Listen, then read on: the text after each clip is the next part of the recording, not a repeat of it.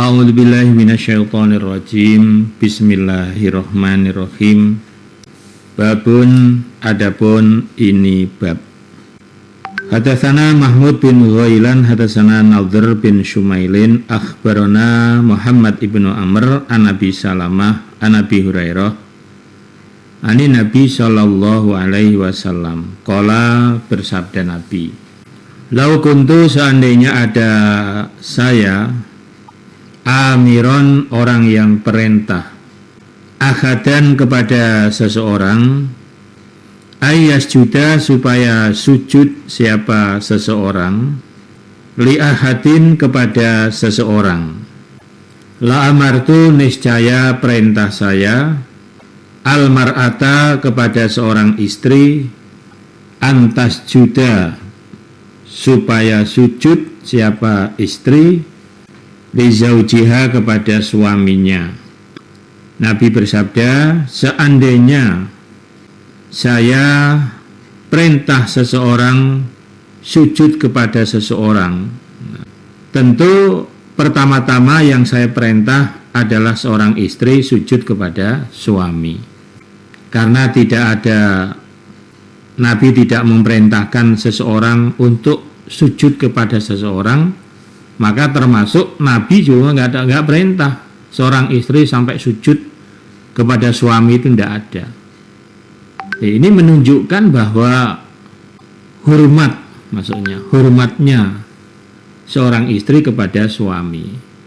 Umpama Nabi boleh perintah seseorang supaya sujud kepada orang lain, tentu istri yang diperintah oleh Nabi pertama-tama agar sujud kepada suami. Ketemu sujud. Tapi kan tidak begitu. Artinya untuk menjadi istri yang taat, istri yang solehah, tidak harus sampai sujud. Nah itu loh. Tapi kalau salaman, cium tangan, ya itu nggak apa-apa, bagus. Tapi kalau sampai sujud, nyium jari kaki, itu nggak diperintahkan dalam Islam, itu nggak ada. Kepada siapa saja, walaupun ke rakyat, kepada rajanya, sebetulnya nggak ada aturannya sampai begitu.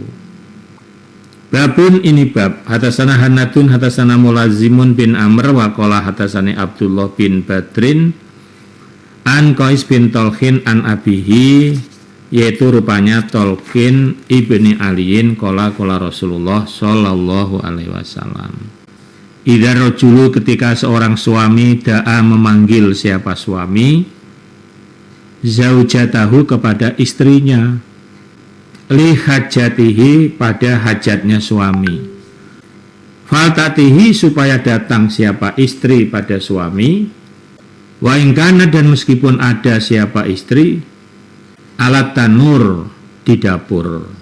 Tanur itu aslinya tungku, ya, maksudnya di dapur. Nabi bersabda, ketika seorang suami memanggil istrinya karena hajatnya, mungkin diminta suruh apa, atau ya untuk hajat yang utamanya barangkali, maka istri supaya datang mendatangi panggilan suami meskipun istri sedang sibuk di dapur. Nah, ini menggambarkan betapa ketaatan seorang istri itu tidak ada alasan.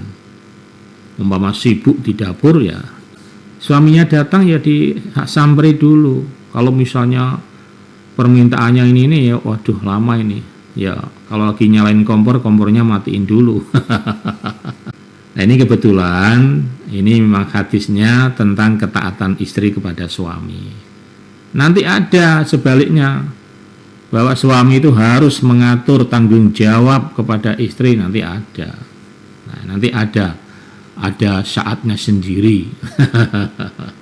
Ibu jangan dari kemarin istri melulu yang disuruh taat. Ya memang kodratnya seorang istri itu ya begini, nggak usah dibantah, nggak usah ngeluh. Orang itu juga Nabi, Allah yang memerintah, bukan kami, bukan siapa, bukan. Makanya kalau seorang istri dia bisa taat kepada suaminya, harus bangga, harus syukur. Berarti bisa taat kepada Allah dan Rasul. Makanya seorang istri taat kepada suami itu harus niat karena Allah. bukan karena suami, tapi karena Allah.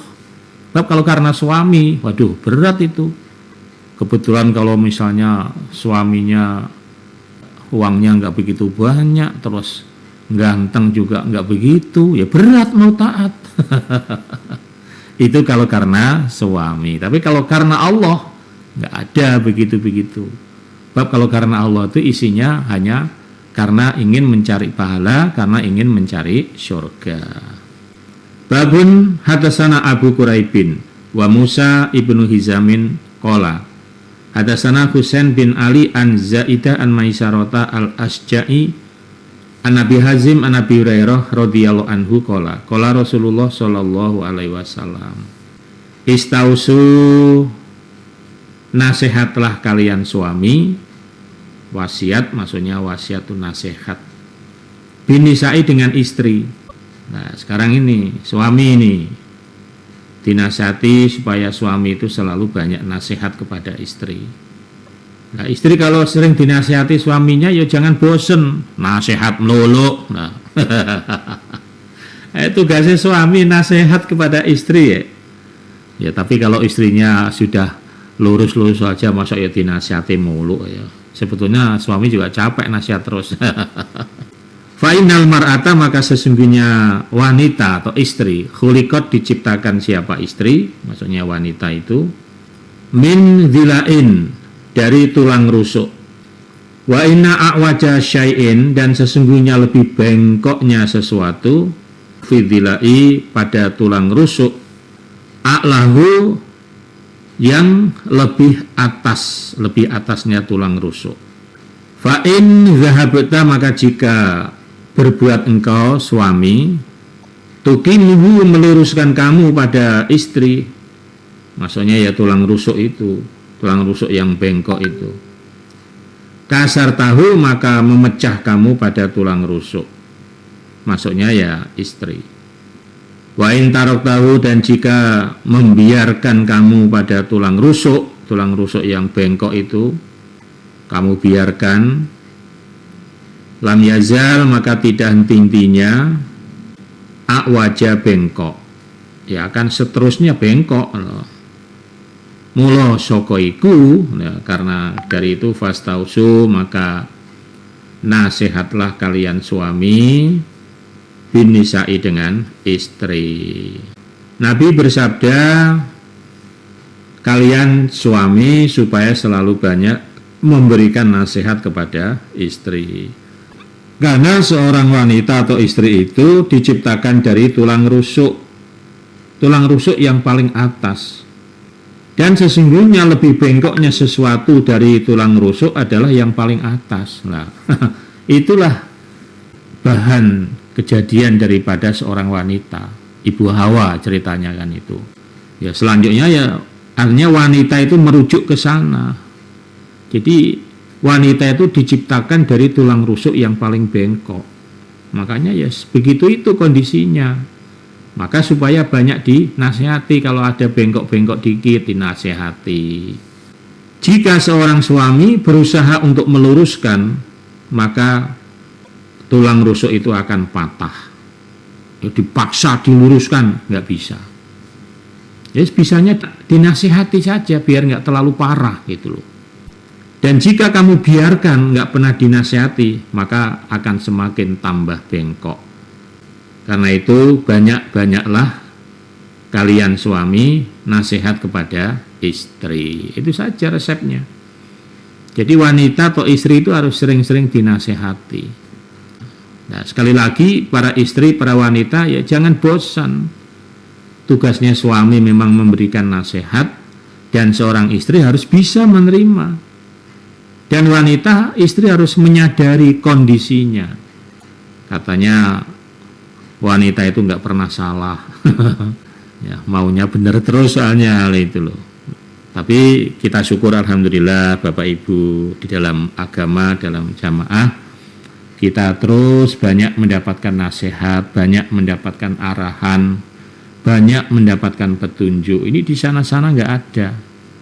Makanya supaya diterima, disyukuri, sehingga betul-betul semua keluarga dalam jamaah ini menjadi keluarga yang sakinah, mawaddah, warahmah, menjadi keluarga yang harmonis, romantis.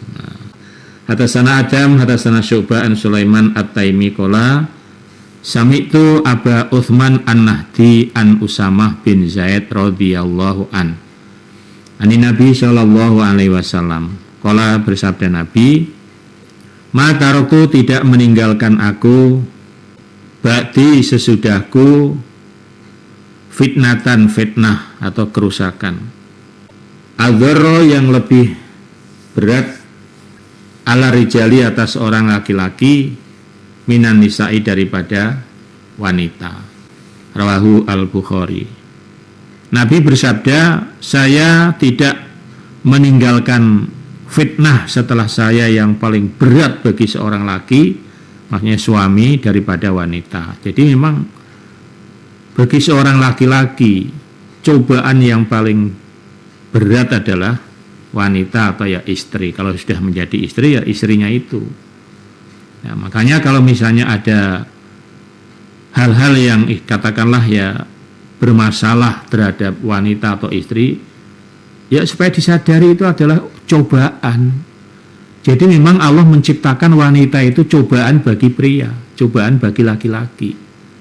Nah ini harus disadari. Sebab kalau sudah disadari bahwa ini cobaan, ya dihadapi, diselesaikan kalau itu bermasalah, diselesaikan dengan baik supaya baik kembali. Jangan kemudian malah dihindari, ditinggalkan. Istilahnya terus karena istri dianggap sudah nggak bisa diajak hidup bersama ini, nggak barokah ini, akhirnya terus dicerai. Nggak boleh begitu itu, dikit-dikit cerai, dikit-dikit nanti nikah lagi ya begitu lagi. Kalau selama dia belum menyadari, memahami bahwa istri itu adalah memang Allah ciptakan sebagai ujian bagi suami.